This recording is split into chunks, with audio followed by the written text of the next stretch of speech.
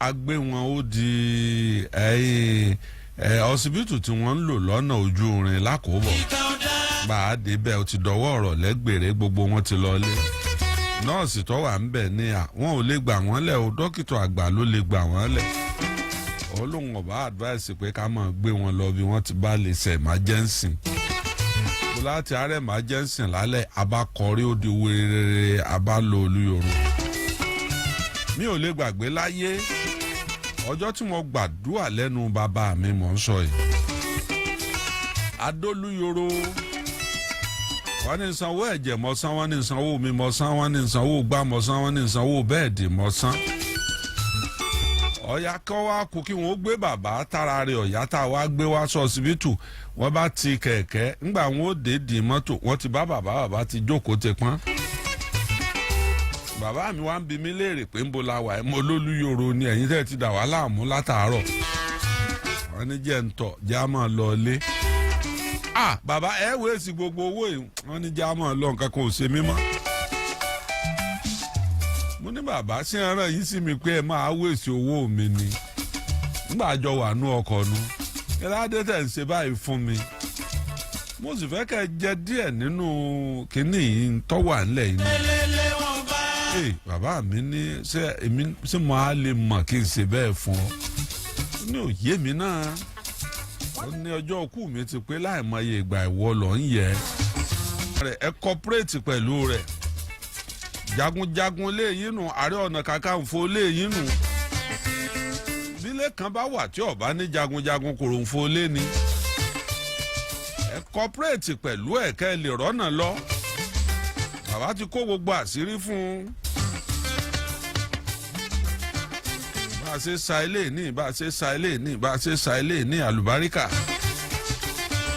bàbá mi ńgbà gbogbo nǹkan yìí wà ẹ̀ ṣe á fún mi tẹ́lẹ̀ òun ò lè fún ọ òun ò gbọ́dọ̀ jẹ́ lèmi ọ́ dahoro usage bàbá fi sọ bẹ́ẹ̀ bí n bá kó fún ọ ilé mi ọ́ dahoro ìwọ náà lọ lè jẹ́ èèyàn ẹ gbogbo yín ẹ sọ lé mi dahoro ìwọ ọmọ fi òdi lé mi mú níjọ́ náà ni bàbá sọ bí òun ó sùn fàlẹ́ fà ọ́ láàkí ó bọ́bá jẹ́ bá ṣe pé yọ yá ibi tá a wà yìí ibi báyìí ni mo fẹ́ sùn kò gbọ́dọ̀ yẹ ó bàbá mi wò sí ní disappoint mi kì í ṣe lákè kì í yẹ lóko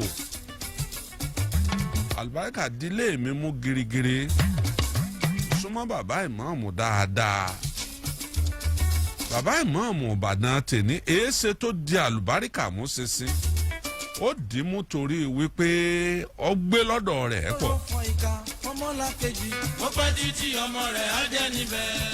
agbára àléfà ọ̀làkẹ́ ó báwo ló ṣe tó bẹ́ẹ̀. ọdún mẹ́rìndínlógún ló fi hàn tú ní gbogbo ìlú Ìbàdàn tó jẹ́ pé kò sẹ́nìkan tí èyí kásìrí fún. bẹ́ẹ̀ bá han ilé ẹ̀hàn àtìmí rẹ̀ ẹ̀là àtìmí rẹ̀ sọ́wọ́ ọ̀sàlẹ̀ ẹ̀là àtìmí rẹ̀ sókè ẹ̀kọ́ eléyìí sókè ẹ̀kọ́ eléyìí sísàlẹ̀ kí là á máa fi ṣe nǹkan báyìí ní ṣiṣẹ́ fún. ẹni dókítà tá a gbé nǹkan fún tó wò ó sí ọ̀wá òun náà wà nílò fún nǹkan tara rẹ̀. ẹni tí ń pè mí ẹ má pè mí mọ́ etí mi ò di mo wà lórí iṣẹ́ mi. gbàyísò yìí tì í tán lé aláǹtakùn lọ sọ àléfà ọ̀làkẹ́ ó dàkẹ́.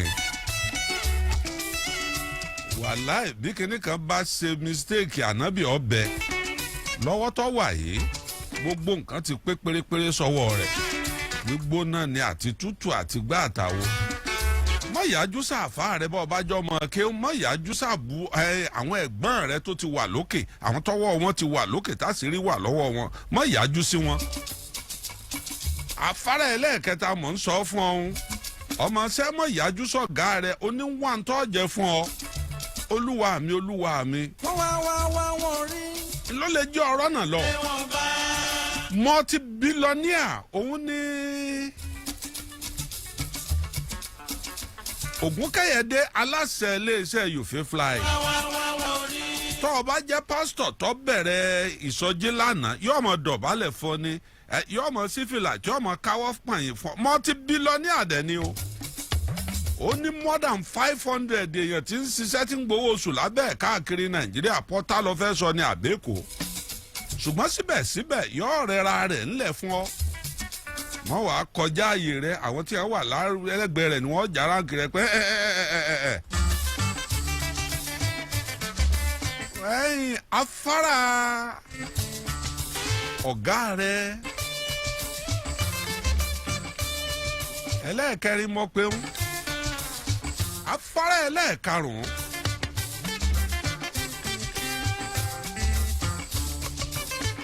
òun láfárá ọ̀rẹ́ àtàlájọṣepọ̀ àwọn ni wọ́n líǹkì ẹ̀ mọ́ biire níjọ́ wọ́n bá ń wẹ́ni tó mọ̀ ń pa aṣẹ́ rẹ̀ àwọn ni wọ́n sọ pé lágbájá ẹ̀ mọ̀ galanti ẹ̀ àbí àṣà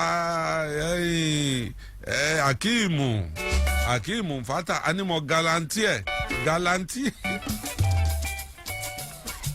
Akíìmù Fata bàbá ń sọ̀rọ̀ nípa àwọn kọ̀kàwé kọ̀ lọ sùkúù bọ́lọ̀ ń ṣe fòye ń yé ọ̀yẹ́ èèyàn iṣẹ́ bátìrì ṣáàjà àwọn tó ń ṣáàjì bátìrì àtàwọn rìwárìn lọ́kọ̀ ṣùgbọ́n ọlọ́run gbéṣẹ́ Fata àti sólà lé lọ́wọ́ débi pé àwọn yunifásitì tí wọ́n bá kẹ́kọ̀ọ́ tinú ìwé tán wọ́n káwọn ọmọ lọ́dọ̀ rẹ̀ pé ẹ lọ́ọ́ kọ́ pírátíkà àwọn ògbé ìbò Yorùbá láàfin bọ́ sọ ò bọ́ bá gbọ́ Yorùbá ọlọ́lẹ̀ kọ́ Yorùbá náà tó wá bá wa ṣiṣẹ́ sórí kínní eléyìí tó sẹnu kọ́ńkọ́ yìí ó fi wáyà kan ọ wàá mú un wá sókè báyìí ọ wàá fa wáyà rẹ̀ lọ ọ wàá fi kan orí bátìrì bí náà ó ṣe dáhùn. Akíìmù Fata kò kàwé ó sì dolókìkí kò kọjá afárá tọ́lọ̀ ń fi ràn àwọn Afaara Marun ń kíyèsí lọ́dún 2023 yìí kó o lè tètè débi tó ń lọ ní o àákéde àpolówó ọjà díẹ̀ lẹ́yìn yẹn wọ́n tún sọ̀rọ̀ àgbà díẹ̀ fọ kí wọ́n á tó rọ́ọ̀lù agbami ti bàbá Ọbásanjọ́ tẹ̀ ń jẹ lọ́wọ́ alárè ó ju àgbà nǹkan ó gbé nǹkan hànú mọ̀ ń bọ̀ níwọ̀n èdè. àṣekágbá ìnáwó ìsìnkú bàbá wa olóyè Rafiu Adédìjì jọkànlá jayé ọlá ọ̀tún onílàlá àti làlátẹ̀ yóò wáyé lọ́jọ́ keje oṣù kínní 2023 ní pápá ìṣeré Necom Primary School làlátẹ̀ láago 10 òwúrọ̀. Adédìjì Ìṣọ̀lá ìtàkùn tó sọlọ́gọ̀ ò tó tínrín ìdáméjì làlá tí wọ́n ń pè lẹ́nìkan ṣoṣo ọmọ arígbọ́nròyìn àjò ọmọ olómù àparàn ọmọ ọlọ́rọ̀ agogo ọmọ nẹ́sọ̀njù àbẹ̀rìn síbi náà bá sọ lórí ilé ariwo ńlá ta Ìṣọ̀lá ọmọ ẹlẹ́rùwà oko àsùnparadà ìjókòó àdúrà fìdáò ó bẹ̀rẹ̀ láago 10 òwúrọ̀ lórí pápá iléèwé Necom Primary School làlátẹ̀ lẹ́yìn náà ńlá ò tẹ́ pẹ́pẹ́ ìnáwó àti gbígbà àlejò èrò okun èrò ọ̀sà ẹ bá wa ní Jẹ̀bútú ire ẹ gbárùkùtù wá ṣẹ̀yẹ ìkẹyìn fún bàbá wa olóyè Adédìjì jọkànlá gbogbo ọ̀nà ló wọ làlátẹ̀ olùkéde gbogbo ẹbí Adédìjì.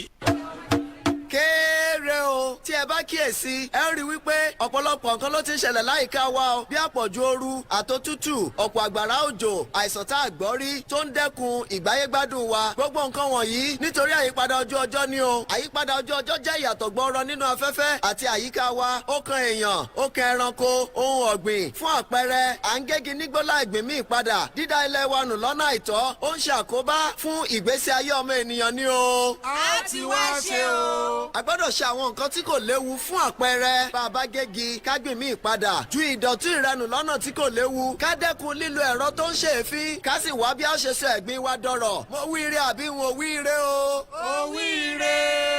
ṣíṣe ìtọ́jú àyíká jẹ́ ojúṣe ìwà tèmi ẹ jẹ́ ká pawọ́pọ̀ láti dáàbò bo àyíká wa. ìkéde yìí wá láti àjọ JDPC Ìbàdàn pẹ̀lú àjọṣepọ̀ Religious Sisters of Charity Conrad Hilton ló ṣonígbọ̀wọ́ ẹ̀. Ìbàdàn máa gbàlejò agbára ọlọ́run aláàyè bí wòlíì Michael Adébísóyè láti ń dẹ́sẹ̀ wọ̀lú Ìbàdàn ní kùtùkùtù ọdún 2023 nínú 3 days prophetic marathon prayer látọjọ́ Wednesday 11 sí Friday 13th January 2023 àkórí ẹ̀ my steps start with mercy ìwọ náà máa bọ̀ darapọ̀ mọ́ àwọn tó máa ra àánú kùtùkùtù 2023 gbà àánú ṣe tó fẹ́ léwájú gbogbo aládùúgbò kó bá farahàn lọ́jọ́ mẹ́ta yìí o ọ̀pọ̀ wòlíì àtàwọn olórí ẹ̀rí bíi kámẹ́rì ọ̀bọ̀ pẹ̀lú mi living praise lọ́mbọ̀ prophet Michael pẹ̀lú lady evangelist Olúbùnmi Adébísóyè wọ́n máa pàṣẹ pẹ̀lú orúkọ àtàgbára Jésù látọjọ́ Wednesday 11 to Friday 13th January 2023 wákàtí nínú àdúrà ayọ̀ ni ẹ ti sọ̀kalẹ̀. Ẹ bẹ̀rẹ̀ CAC Anointing with Fire Prayer Ministry. Opposite the Grand Gold National Primary School. Àgọ́ Olóńdé Ìbàdàn. Jésù fẹ́ bọ̀ dá májẹ̀mú àánú. Ó yanu àdúrà. Doctor, how you go come help me now? My pikin body dey hot and e dey cry. Relax your mind, Jare. Let me check your baby first. Your baby don dey get teeth small be that o. You need baobab syrup. E go start relieving your baby from itchy and watery eyes, runny nose nko, feverish condition. Baobab syrup. You fit get am for any Jenny pharmacy wey dey near you. With baobab syrup, mothers no dey get wahala again. If symptoms no stop after 48 hours, abeg consult your doctor o. Baobab syrup na Biomedical Limited dey make am. Ǹjẹ́ o mọ̀ pé ọrọ̀ ajé rẹ lè túbọ̀ tayọ sí nípa ṣíṣe àmójútó irú ìrírí tí àwọn oníbàárà rẹ máa ń ní nígbà tí wọ́n bá ń gba ọjà tàbí dọ́kúmẹ̀ntì tí o bá fi ṣọwọ́ sí wọn? Ṣé òǹtajà lórí ìkànnì ìbánidọ́rẹ̀ẹ́ nìwọ? Social media vendor, olókoòwò ńlá àbí kéékèèké tàbí òun ṣe àmójútó e-commerce website Quick. A máa bá ní fọjà tàbí ohun tí ẹ bá fi rán wọn ṣọwọ́ láàrin 60 ìṣẹ́jú. Ó sì lè má tó bẹ́ẹ̀. Ètò adójútòfò wà fún àwọn nǹkan tẹ́ ẹ bá fi ṣọwọ́ lọ́dọ̀ wa tí ẹ ó sì tún láǹfààní láti tíráàkì ọjà yín. Ẹ lè fi nǹkan ránṣẹ́ lówó tí kò ga jara lọ. Ẹ lè rán wọn láti bá yín gba owó ọjà yín. Ẹ sì lè ṣètò bí ẹ ó ṣe máa fi ọjà ránṣẹ́ lóòrèkóòrè. Ẹ dáńlóòdù app wa lórí Google Play Store tàbí Apple Store. Ẹ wá KWIK Quick. Ẹ pè 01-343-8198 tàbí WhatsApp 0908-063-9515. Quick Delivery. Ojúlówó oníṣẹ́ ìránṣẹ́ tó yára tó sì ní ààbò fún ọjà rẹ. Ọ̀rẹ́ wa, oúnjẹ ìyá yìí pọ̀. Kódà ọbọ̀ bí ó dá alágbára rẹ̀. Lórí bó ṣe tọ̀ wò ni, ibi mi ti a máa jayére. Bó bá tún jẹ tán, jábọ́ náà jìyàn ká bu nǹkan mu. Ó túmọ̀ sí pé a tún jayé ranu o. Ọ̀dà nǹkan. Gbogbo yàtà yòtò jíjẹ mímu kankan. Top Success Restaurant and Lounge ló pín sí. Ó sàmàlà àti gbẹ̀gìrì tó ń tabula. Ìyá àtẹ̀fọ́, sẹ̀mọ́ àtòsíkí, jollof rice, fried rice, special rice, ọ̀fadà. Mọ̀mí ẹlẹ́mì méje, sẹ́ran lọ fẹ́ ni ẹja àbígbẹ̀tọ́ kátàmì. Tó fi mọ́ special bread, meat pie, chicken pie, parfait, ice cream àti bẹ́ẹ̀ bẹ́ẹ̀ lọ. Ọgbà bẹ́ẹ̀ ni gbogbo nǹkan mímu tó tutù tó dún bẹ ní Top Success Lounge. Fẹ́yìn sàmàrí onífàájì yẹn tẹ́ fẹ́ jàyé rura. Àyẹ̀lọ́lá bẹ́ẹ̀ àtàyè fàájì aládàáni. Bẹ́ẹ̀ la yẹ wà fún yín ní Top Success Restaurant and Lounge láti ṣàpèjẹ́ ráńpẹ́ fáwọn olólùfẹ́ yín. Àjẹpanu tó kí ló ń jẹ wọn. Bẹ́ẹ̀ lọ yóò sì tún máa fẹ́ sí yín látàrí. Ìwọ náà wàá gbádùn ẹ̀mí ẹ̀ lónìí ní Top Success Restaurant and Lounge. Tó wà nínú Top Success Mall lẹ́gbẹ̀ẹ́ Wema Bank lábẹ́ bíríìjì Mọ́kọ́lá Ìbàdàn 08074888888. Top Success Restaurant and Lounge. Tọ́jú ẹ̀mí ẹ̀. Ó ti yẹ gbogbo ènìyàn tá a ní rẹ́kọ̀ tó fẹ́ lọ kàwé tàbí ṣiṣẹ́ ní Canada tàbí tó fẹ́ lọ ṣiṣẹ́ healthcare assistant ní UK ní 2023 yìí. Gbogbo ẹni tó ṣe tán ó yẹ ẹjẹ́ àjọ pàdé nínú ìpàdé àpérò. Eléyìí tí àjọ Solution Providers Multi-Concept Resources Limited gbé kalẹ̀ tí ó wáyé ní Sátidé 21st of January 2023 láago 8 àárọ̀. Kẹ́yìn náà wá darapọ̀ mọ́ gọ̀ọ̀rọ̀ èèyàn tó ti pàṣẹ àjọ yìí délùú òyìnbó. Ẹ ó gbé certificate of attendance, reference letter. Bákan náà ní ìdánilẹ́kọ̀ọ́ lóṣù mẹ́ta láti nímọ̀ lórí ní tẹ́fẹ́ lọ ṣe nílùú òyìnbó ní gbẹ̀yìn. Pẹ̀lú 20,000 naira péré ohun ìlànà àti àdéhùn. Ẹ máa bọ̀ wá sí With God General Hospital Complex, Jalato bus stop, Wọ̀fún Olódò Axis, Ìbàdàn. Bẹ́ẹ̀ la lọ́fíìsì ní UK àti Canada. Tàbí kẹ́ pé 08055555592 080555592 tàbí lórí www.ojazon.com. Solution Providers dé ìrọ̀rùn dé. Kùtùkùtù 2023 ojú rere pẹ̀lú àánú ni Ọlọ́run bàbá ṣẹ́kùnrin máa fara tu gbogbo wa. Ẹ̀yin aládùúwà, ó yá ní gbangba mọ̀kúlọ́jà bá ń bàdàn. Wòlíì Ọládé púpọ̀ fún mi ládé jù ẹ̀. Bàbá ṣẹ́kùnrin bàbá tọ́ra àánú gbà. Ohun Ọlọ́run jáde sétí wòlíì rẹ̀. Òun fẹ́ fara tu gbogbo èèyàn. Lọ́jọ́ Friday 13th January 2023. Òru ojú rere àti àánú fún 2023 làkúrí ẹ̀. Torí ìránipàdé àdúrà yìí o. Ọlọ́run ò fẹ́ kó rìnrìn àjò 2023 lọ́fọ̀. Ọ̀fẹ́ tí kùtùkùtù sàmì ojú rere sí alára. Kó tó gbé olùrànlọ́wọ́ dídé fọ́ ní gbogbo ọ̀nà. Àpá wòlíì máa jẹmọ́ àtàwọn olórí ẹ̀mí. Ní Jésù máa lọ. Bàbá tọrọ àánú bàbá sẹ́kúndàrí. Wòlíì Ọládé púpọ̀ fún mi ládé jù ẹ̀. Wọ́n máa dòròrò ojú rere lé gbogbo èèyàn lórí o. Lọ́jọ́ Friday 13 January ní Màpó. Ọjà bá ń bàdàn. Fúrẹ́m International. Orí òkè sẹ́kúndàrí. Adégbàyí Ọlọ́dẹ ló pákéjì ẹ̀.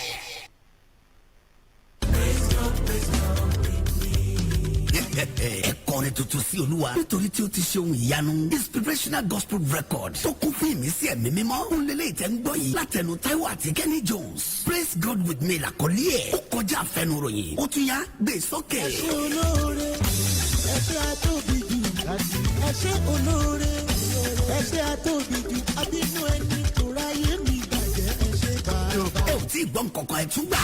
èmi lẹ ṣe lógo èmi lẹ dá lọ́lá èmi lẹ dá lọ́lá èmi lẹ ṣe lógo.